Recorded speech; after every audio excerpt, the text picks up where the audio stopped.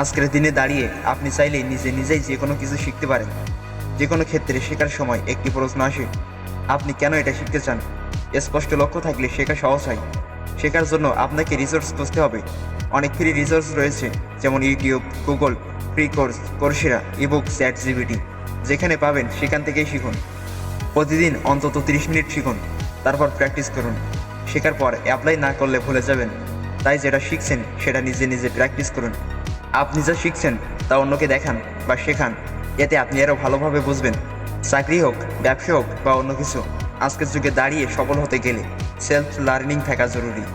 প্রথমেই একটা নির্দিষ্ট লক্ষ্য ঠিক করুন, যেমন প্রোগ্রামিং শেখা, ইংরেজি বা নতুন ভাষা শেখা, মার্কেটিং স্কিল ডেভেলপ করা। আপনি স্পেসিফিক গোল সেট করতে পারেন, যেমন 3 মাসে কোডিংয়ের বেসিক টু অ্যাডভান্স শেখা। আপনার হাতে এখনও সময় আছে। একটা লক্ষ্য নিন, রিসোর্স খুঁজুন আর শুরু করুন।